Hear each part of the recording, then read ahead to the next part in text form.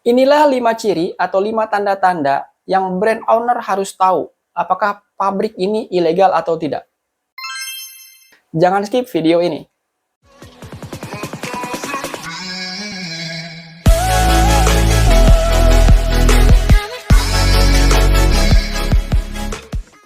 Ciri yang pertama adalah pabrik tersebut terkesan tertutup. Tidak ada pelang nama dan tidak ada nomor izin yang terpasang di pabrik tersebut.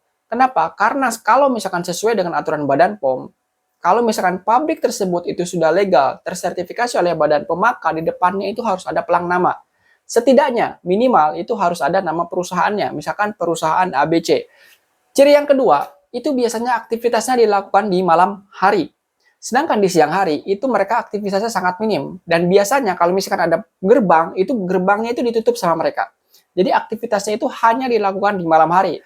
Ciri yang ketiga adalah sering keluar masuk mobil barang, tapi kalau misalkan ditanya itu nggak ada yang tahu barang itu barang apa. Anda tanya pekerjanya pun, pekerjanya pasti akan jawab, ya, dan terkesan ciri yang keempat itu suka menghindar. Kalau misalkan Anda bertanya kepada si pekerjanya itu terkesan untuk menghindari pertanyaan Anda. Yaitu ciri yang keempat. Dan kalau misalkan Anda tanya, misalkan itu barang apa Pak itu yang dibawa ya? Nah itu mereka juga selalu menghindar. Mereka nggak tahu dan mereka menghindari pertanyaan-pertanyaan yang akan Anda sampaikan. Nah ciri yang terakhir, ciri yang kelima, itu tidak jelas siapa pemiliknya.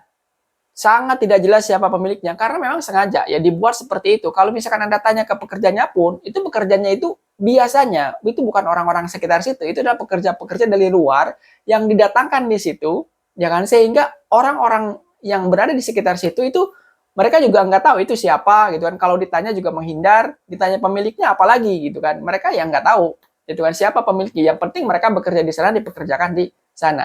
Nah, itu 5 ciri yang bisa jadi pabrik tersebut adalah pabrik ilegal.